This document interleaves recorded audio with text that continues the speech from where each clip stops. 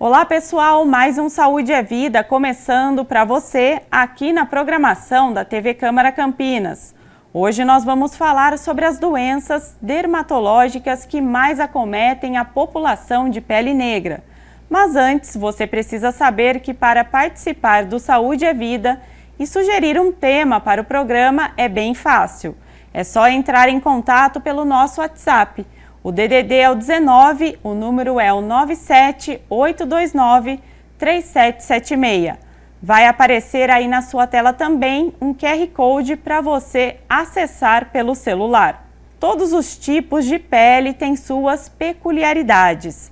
Enquanto algumas doenças são mais frequentes nas pessoas de pele branca, outras se mostram muito mais recorrentes entre as pessoas negras. E para falar sobre essas doenças, os sintomas mais comuns, os tratamentos e cuidados mais indicados, a convidada do programa de hoje é a dermatologista Jaci Santana, especialista em pele negra e também membro da Sociedade Brasileira de Dermatologia.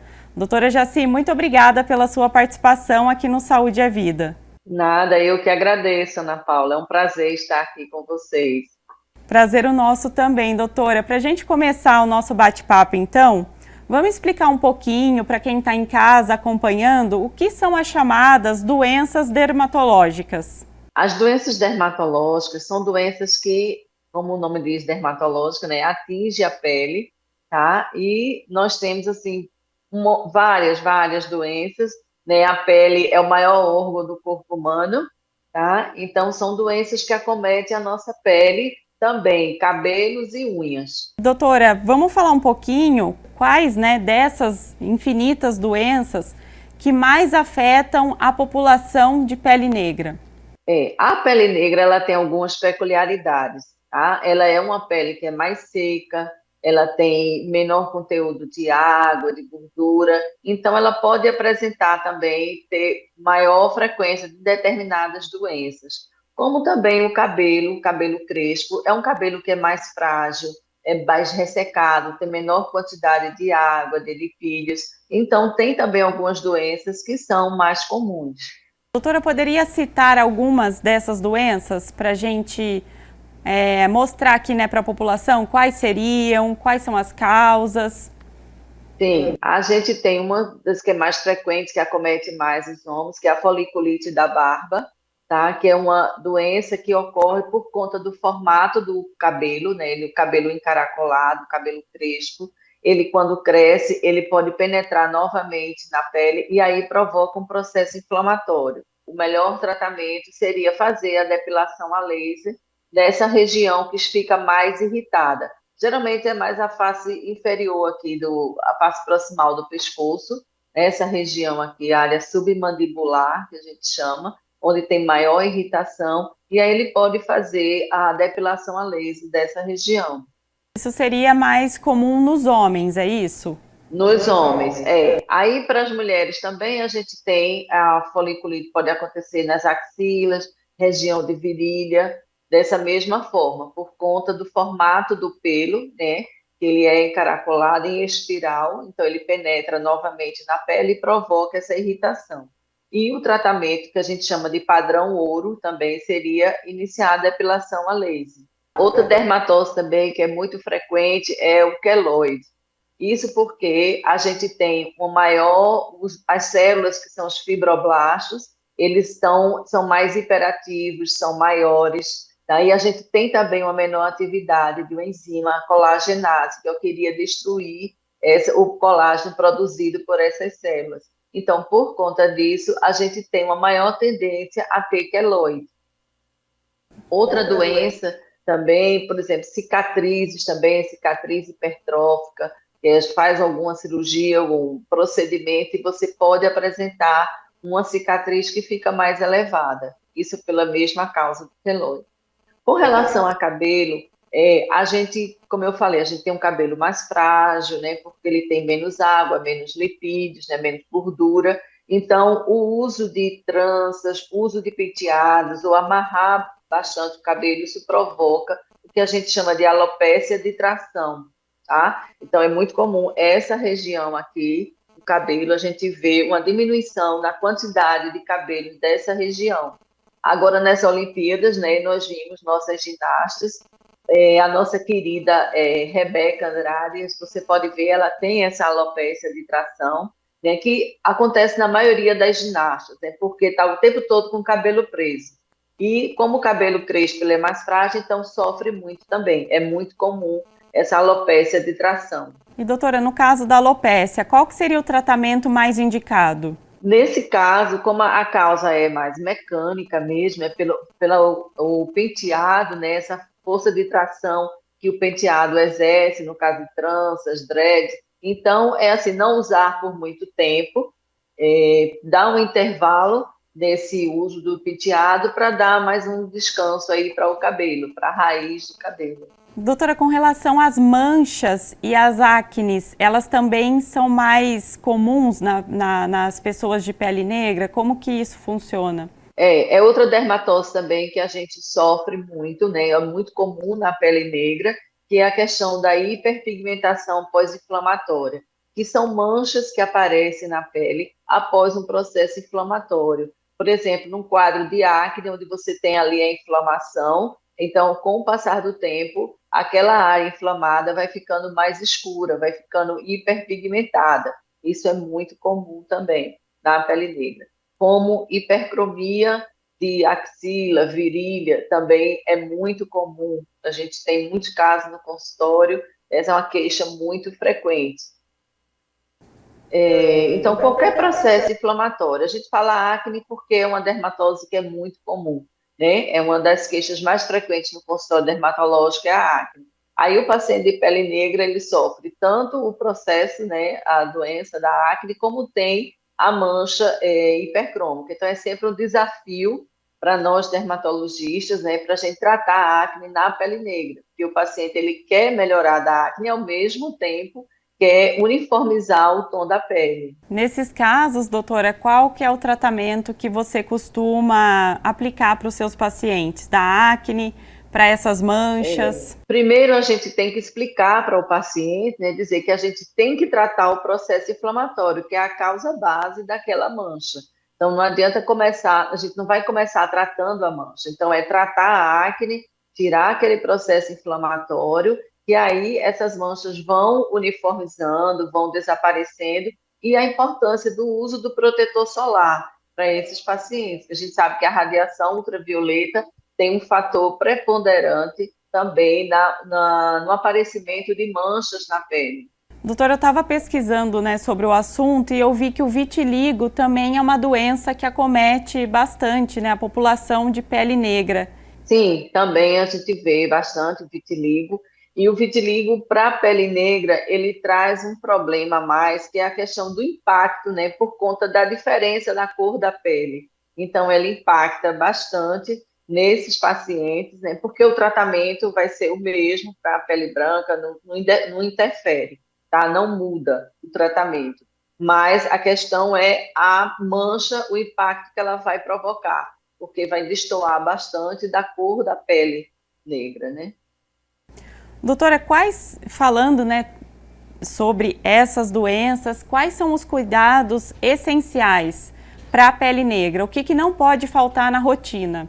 Olha, é importante, a gente tem que entender que a pele negra ela é uma pele sensível, porque a partir do momento que ela tem pouca água, ela tem pouca gordura, então ela se torna uma pele mais sensível. Então, quando for usar, por exemplo, sabonetes para lavar o rosto, não usar sabonetes que sejam muito adstringentes, tem que ser sabonete mais suave, um gel de limpeza, um Cindet, para lavar o rosto e a importância de hidratar essa pele, né? A pele do rosto ela é uma pele mais oleosa, na pele negra ela é mais oleosa, então a gente pode lançar mão de hidratantes em forma de gel ou aquagel, que a gente chama. E outra coisa importante, que é muito negligenciado pela população negra, é o uso do protetor solar, porque existe o mito de dizer que a pele negra não precisa de protetor solar. Nós precisamos sim. A gente tem uma menor predisposição para ter câncer de pele, mas tem também câncer de pele na pele negra, tá? E a outra questão é essa questão da mancha. Então, o uso do protetor solar é fundamental. Tem algum fator que é mais indicado para a pele negra, de proteção solar? Um fator 30 já é suficiente para a pele negra. Agora, todas as pessoas precisam prestar atenção com relação à proteção contra a radiação UVA, que é essa radiação que é mais importante, a que causa mais as manchas na pele. Então, o protetor solar para a pele negra, ele, a partir de um fator 30, já é suficiente, um FPS 30, mas também tem que olhar no rótulo se esse protetor também protege contra a radiação ultravioleta A.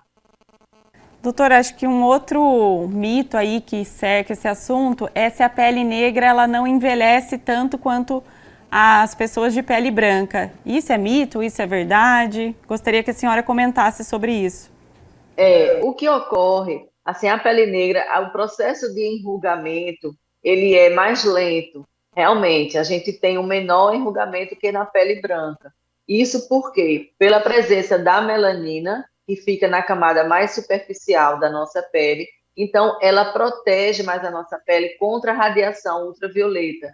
Porque os raios solares, a radiação ultravioleta que penetra ali na pele, penetra na derme e provoca destruição de colágeno, de elastina. Então, como a gente tem a melanina, a gente fica mais protegido.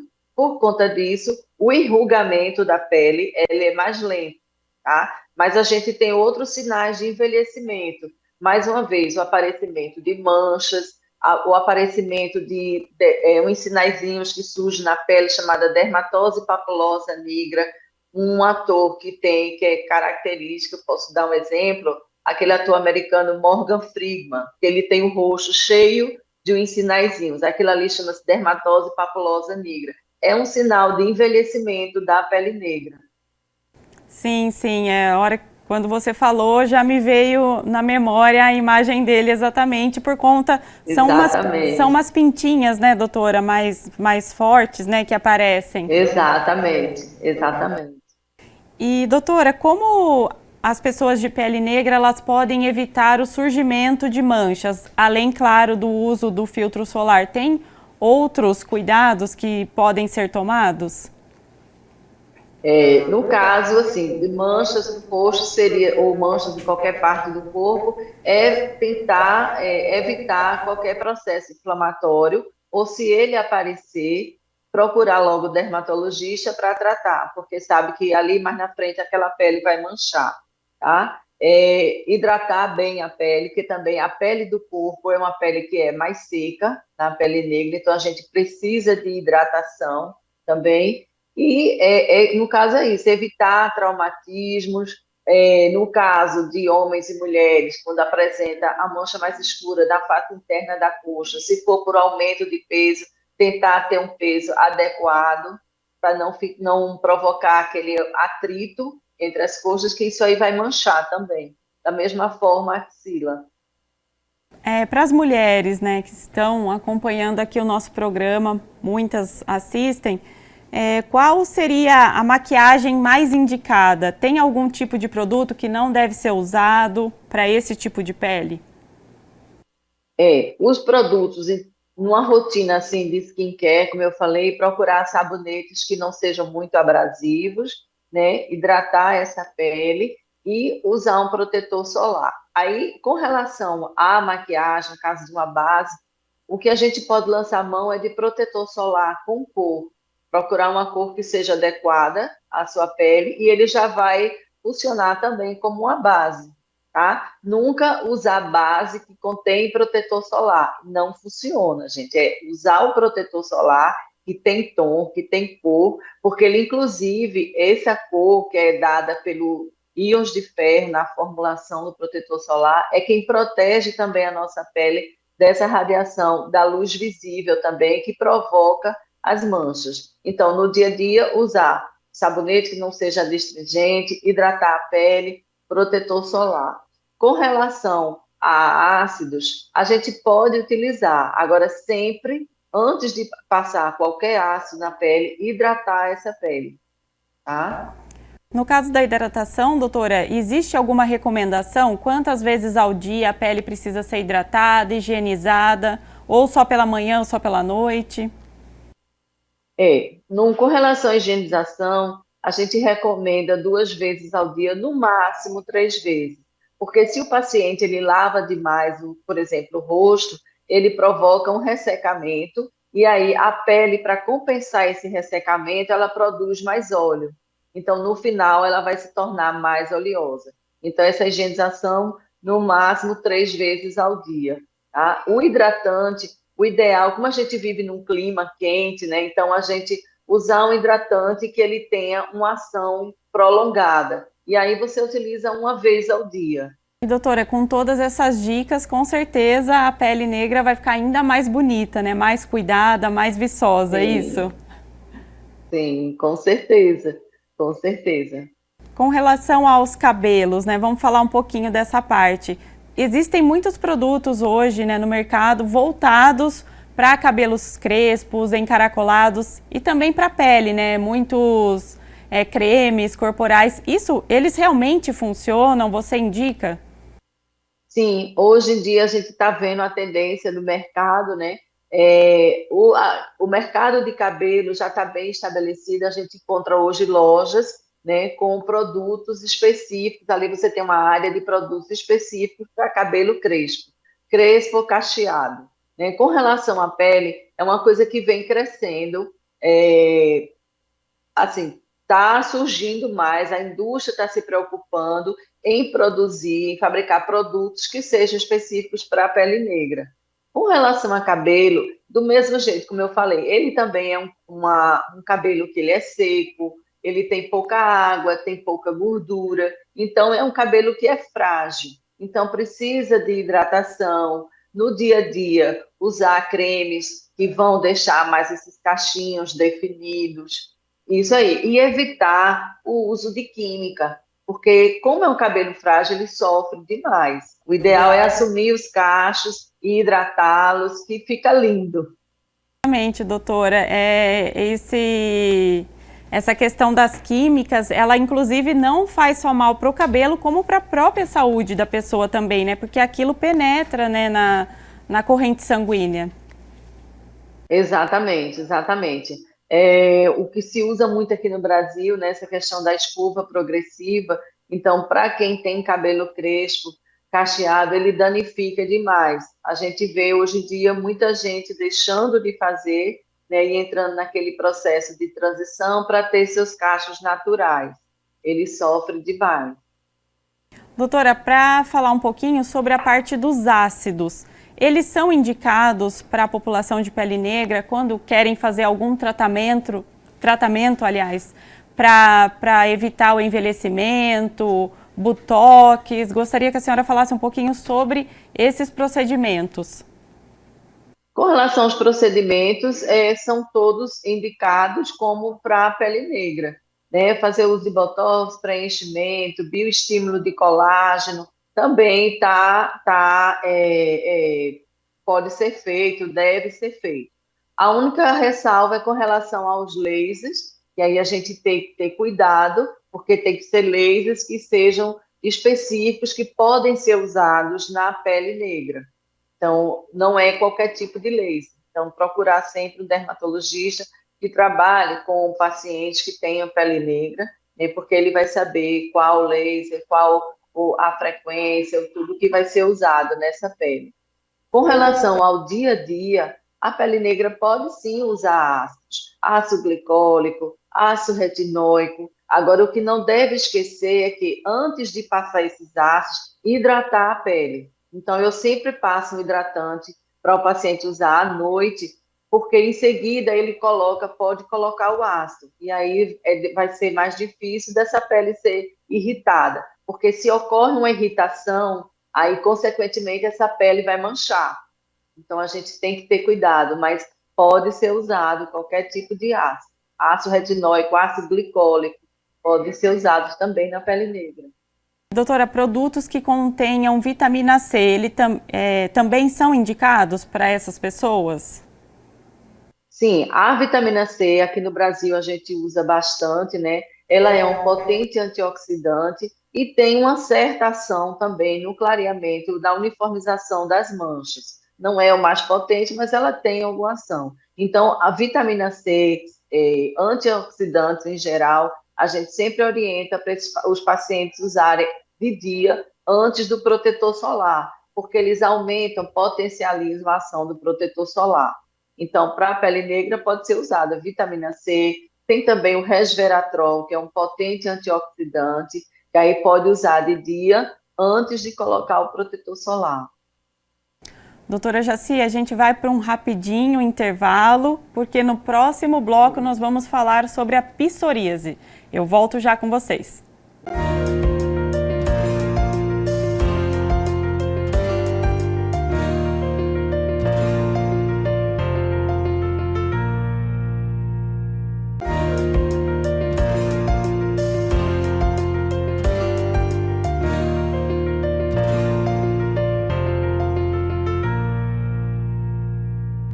Estamos de volta com o Saúde é Vida e hoje falando sobre as doenças dermatológicas que mais acometem a população de pele negra com a dermatologista Jaci Santana. Estamos agora no segundo bloco, né, doutora Jaci? Vamos explicar para o pessoal de casa que está acompanhando a gente o que é a psoríase. A psoríase, ela é uma doença inflamatória, sistêmica, não contagiosa, tá? E crônica e recorrente. Ela tem uma base imunogenética também. Então, ela acomete a pele, pode acometer couro cabeludo, unhas, mãos, pés, e ela é dita que é uma doença sistêmica porque ela acomete também as articulações, podendo causar o que a gente chama de artrite psoriásica. Doutora, a psoríase, ela é comum tanto na população de pele branca quanto na população de pele negra? Sim, ela acomete tanto a população de pele branca como a de pele negra. A diferença a gente tem mais na tonalidade das lesões, porque ela é considerada uma doença eritematosa, é uma placa avermelhada com escamas, né? E isso mais a gente observa na pele branca. Na pele negra, essa cor, esse tom avermelhado, você pode não observar por conta do tom da pele.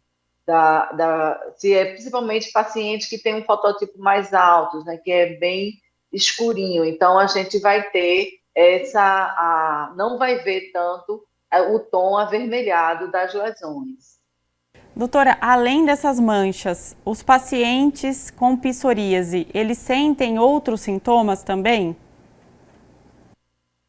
Ela também está relacionada, geralmente os pacientes de psoríase, eles têm o que a gente chama de uma síndrome metabólica. Então, ele tem alteração de taxas como colesterol, triglicerídeos, ele tem uma obesidade, são obesos, e ele vai ter uma maior predisposição a ter doenças cardiovasculares, diabetes, hipertensão.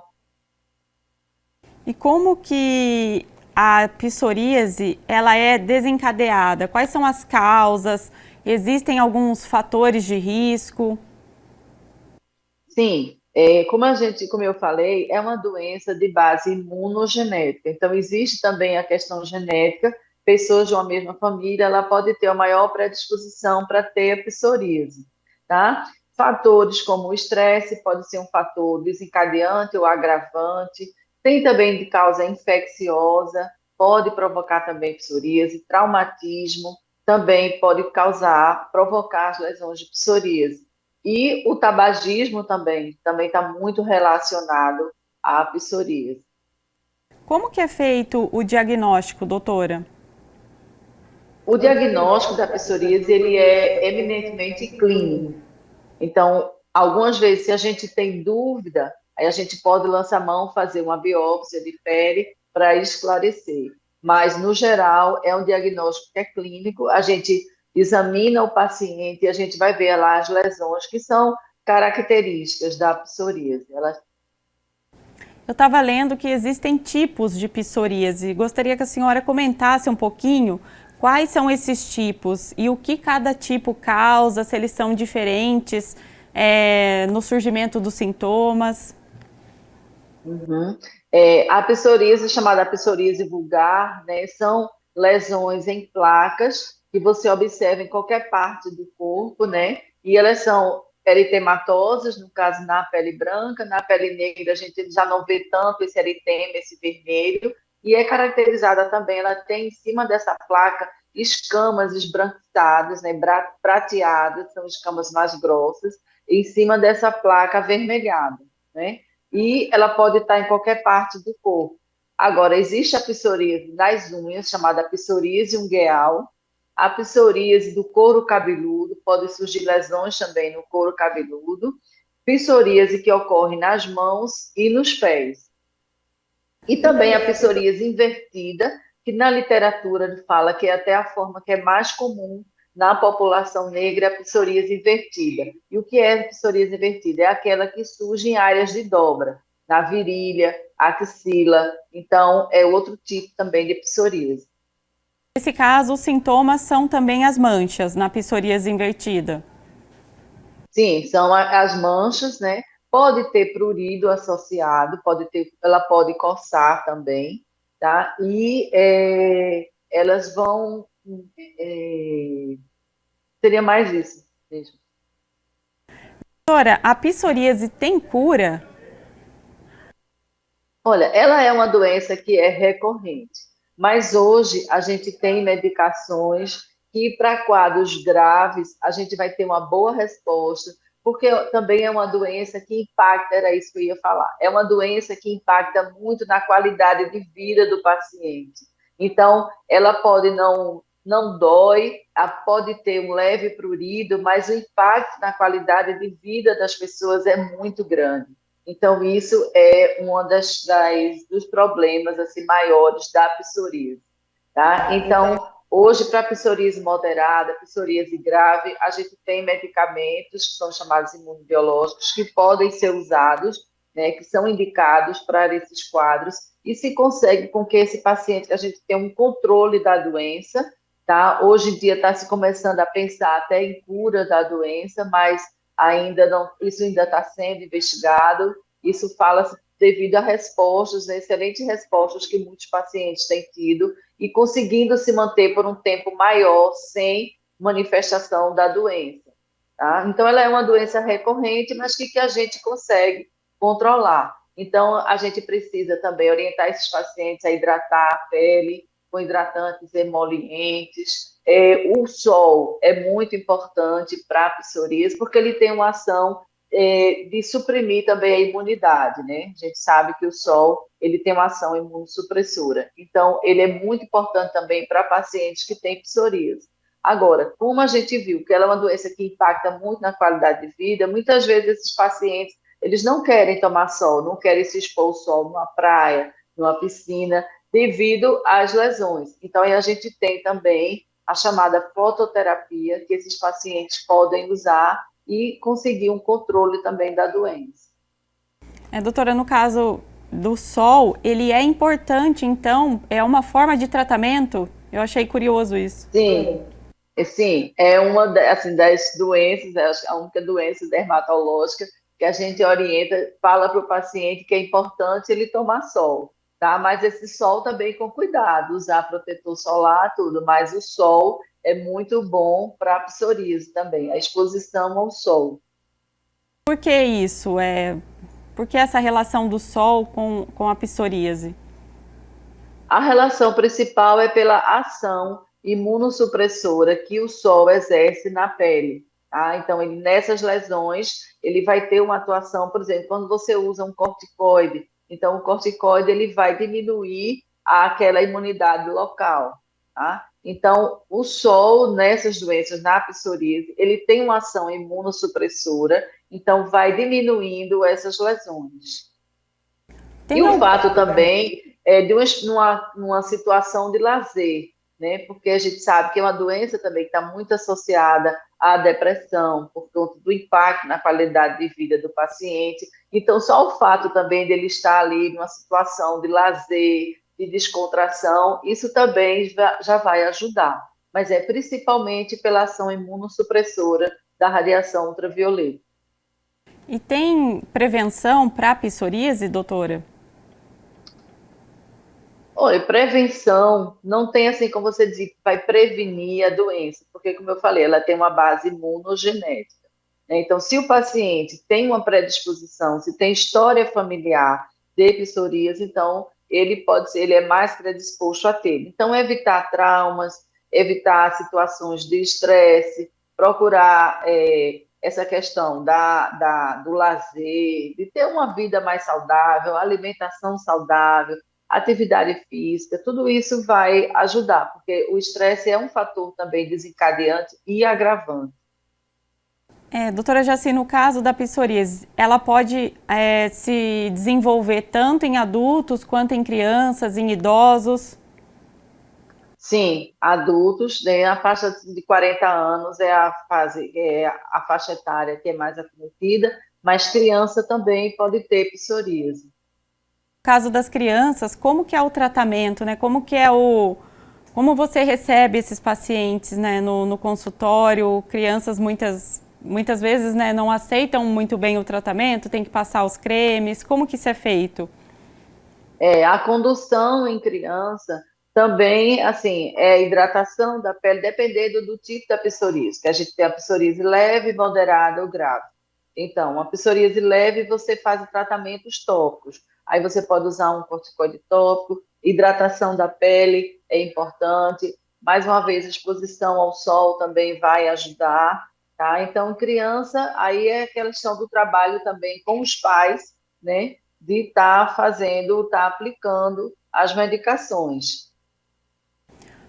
Para os pacientes que estão em tratamento, tem alguma contraindicação? Eles não podem fazer algum tipo de atividade, algum tipo de produto não pode ser usado? Não, não tem assim uma contraindicação, dependendo da medicação que ele esteja usando, tá? Então, essa contraindicação, quando ele está em tratamento, vai depender de que tratamento ele está fazendo. Mas, no geral, a gente também sempre orienta, como eu falei, hábitos de vida saudável, né? Boa alimentação, atividade física, cigarro, nem pensar. Doutora Jaci, você comentou no comecinho do segundo bloco, né, desse bloco que a gente está, que tem uma relação da psoríase com outras doenças. Eu gostaria que a senhora explicasse um pouquinho sobre isso também. Qual que é essa relação? É que normalmente, geralmente, nos pacientes de psoríase, a gente observa o que se chama de síndrome metabólica. Eles têm uma alteração de colesterol, de triglicerídeos, vai ter obesidade. Então, isso também, nesses pacientes, essas doenças são mais prevalentes. E aí, ele vai ter também as doenças, como diabetes, como hipertensão, eles são mais predispostos. Esses tipos de doenças, então, é uma combinação aí, né? Exatamente, exatamente. Acho que é importante a gente ressaltar também, doutora, que como é uma doença que ela causa muitas manchas, né, no corpo da pessoa, que ela não é contagiosa, né? Isso que eu acho que é importante a gente falar isso por conta do preconceito que existe.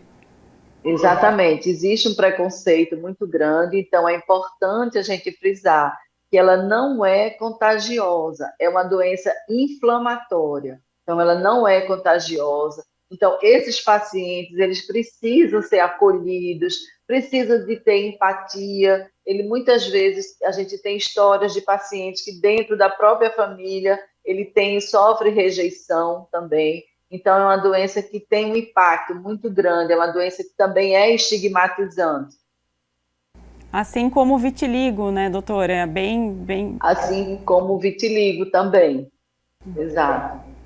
Doutora, nesse caso, os pacientes que você costuma acompanhar, eles precisam também passar por acompanhamento psicológico quando é diagnosticado com a psoríase? Como você conduz isso? Sim, com certeza. Eles precisam de um apoio também psicoterápico por conta desse estigma, desse impacto na qualidade de vida. E também, muitas vezes, os pacientes que têm psoríase, eles têm quadros depressivos, têm depressão. Então, precisa também de um acompanhamento psiquiátrico, psicológico, todo é importante também. Exatamente porque como a doença está ligada muito ao emocional, quanto mais cuidar da saúde mental, do lado emocional, acho que o quadro também vai melhorando, né? Sim, sim. E também a forma como ela se apresenta, né? Que aí vai provocar um estigma muito grande. Que às vezes você tem, por exemplo, psoríase de couro cabeludo, que ela vem até aqui assim, na região da face, né? E isso provoca um impacto muito grande na vida do paciente. Então, eles precisam desse apoio também emocional. Doutora, uma vez iniciado o tratamento, o dia a dia da pessoa é uma rotina comum, normal. Como que é esse Exato, rotina tratamento? comum, vida normal, a rotina comum. O que a gente orienta, né, mais uma vez, é a questão de ter hábitos de vida saudável, procurar atividade física, boa alimentação, dormir bem, uma noite de sono bem dormida é muito importante também, a gente sabe disso. Então, mas é vida normal. Doutora, vamos falar um pouquinho, né, das crianças com relação a esse assunto. Os pais, o que eles precisam fazer, né? Qual a orientação que a senhora dá para os pais que estão com as crianças aí, não sabe se é esse diagnóstico ou não? Qual é o primeiro passo? Primeiro passo é procurar um dermatologista para fechar o diagnóstico, né? Dizer realmente se é psoríase, se é outra dermatose, que é também muito frequente, que é a dermatite atópica. Então, precisa-se ser examinado para fazer realmente fechar ou não o diagnóstico, se é psoríase ou não. A partir daí, então, precisa de todo um trabalho com a família, porque, claro, os pais também vão ficar muito ansiosos. Isso também passa para a criança, né? Então, é orientar os pais, acolhê-los e explicar, né, que é uma doença que a gente consegue ter um controle dela. E o Esse, tratamento vai depender da forma, se aquela criança tem uma forma leve, tem uma forma moderada ou uma forma grave. Mas para todas elas, a gente tem tratamento, tem medicações que a gente pode usar. Até entrando nesse assunto do tratamento, doutora Jaci, eu gostaria que você explicasse também um pouquinho como que é feito esse tratamento, se é só a base de cremes ou tem algum tipo de medicação específica, como que é feito isso? O tratamento vai depender da forma que o paciente tem. Se ele tem uma forma mais leve, então a gente lança a mão de medicações tópicas, orienta a hidratação, exposição ao sol também, então, e o apoio psicológico sempre, tá? Então, numa forma mais leve. Numa forma moderada, grave, aí além desses tratamentos tópicos, a gente pode lançar mão de medicamentos orais. E tem também medicamentos injetáveis, que são esses medicamentos mais novos que a gente tem usado para a psoríase e que está mudando a história da psoríase. E esses medicamentos Mas mais novos, eles estão dando resultado? sim, estão dando resultado para formas moderadas, graves. Esses pacientes estão tendo bons resultados, sim. O que seriam esses Mas aí é medicamentos? procurar o dermatologista para fazer o diagnóstico e classificar se é uma forma leve, moderada ou grave. E a partir daí é que a gente vai direcionar o tratamento. Entendi, mas o que seriam esses medicamentos novos, né, injetáveis? São injeções que o paciente tem que tomar a cada um mês, a cada semana? Sim, são injeções, são os chamados medicamentos imunobiológicos, é um grupo de medicamentos, e eles são injetáveis, mas com acompanhamento médico, né, de perto, e o paciente vai até o consultório, onde a gente orienta como vai usar a medicação, e ele vai sendo acompanhado bem de perto. Tem que ver a questão vacinal, questão de processos infecciosos. Então, tudo isso é um paciente que tem que ter um acompanhamento bem de perto, até porque ele tem uma forma mais grave da psoríase. Então, tem que ter todo esse cuidado redobrado, né, doutora? Redobrado, sim, redobrado. Doutora, com relação ao surgimento de manchas específicas que o paciente às vezes fica com medo de ser algum tipo de câncer de pele, qual que é a sua orientação nesse sentido? Procurar o dermatologista. Procurar um dermatologista, que é um médico que trata as afecções da pele, mas também não só da pele, de cabelo e de unhas também, é com o dermatologista. Então, qualquer lesão, qualquer mudança na sua pele, procura um dermatologista para ser examinado e ele vai te orientar. É quem pode diagnosticar doenças nessa região, é o dermatologista. Pele, cabelo e unhas. A população de pele negra, ela é mais propensa a qual tipo de câncer de pele? O câncer de pele mais comum na pele negra é o que se chama o carcinoma espinocelular. É um câncer que ele pode surgir em cicatrizes de queimadura, ele pode surgir em determinadas lesões de pele que podem levar ao carcinoma espinocelular. Tá? É um câncer que tem tratamento também, e o segundo mais comum é o carcinoma basocelular.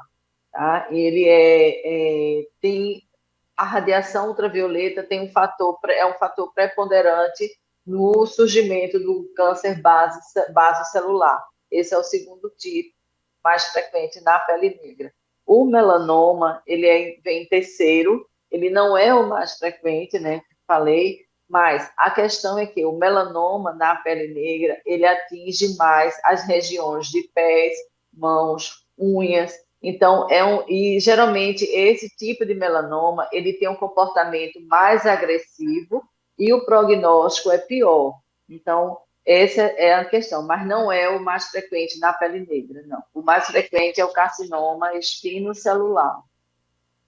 Doutora, para a gente encerrar então o nosso programa, eu gostaria que você deixasse um recado geral, né, umas orientações para a população de pele negra, os cuidados que não podem faltar na rotina, né? Resumindo aí um pouquinho do que a gente falou no primeiro e agora no segundo bloco também com relação à psoríase. Tá. Para os pacientes de pele negra, primeira coisa é cuidar da sua pele, saber as características, peculiaridades dela, da pele, do cabelo, e enxergar que ela é uma pele mais sensível. Como também o cabelo crespo é um cabelo mais frágil. Então, a pele precisa de hidratação, precisa usar protetor solar, o cabelo, procurar evitar ao máximo usar química, usar mais ele natural, hidratar, fazer umectação com óleos vegetais, tudo isso vai ajudar bastante, né, e manter um cabelo saudável e também uma pele saudável. Com relação à psoríase, a gente também, qualquer sintoma, qualquer lesão dessas, como eu falei, dessas lesões em placas, se você tem história familiar, então procurem o dermatologista, que é o médico que cuida da pele, do cabelo e da unha. E a psoríase, ela pode surgir, né? Tanto na pele do corpo, pode surgir na unha, pode surgir no couro cabeludo, então é o médico que está apto a examinar, a diagnosticar e tratar. Doutora, muito obrigada pela sua participação, pela sua disposição em compartilhar conhecimento aqui conosco. Eu que agradeço, Ana Paula, foi um prazer. O Saúde é Vida fica por aqui. Obrigada também ao pessoal de casa pela companhia. Lembrando que você pode conferir todos os nossos conteúdos no YouTube da TV Câmara Campinas. E não se esqueça de nos acompanhar nas redes sociais. A gente se vê no próximo programa.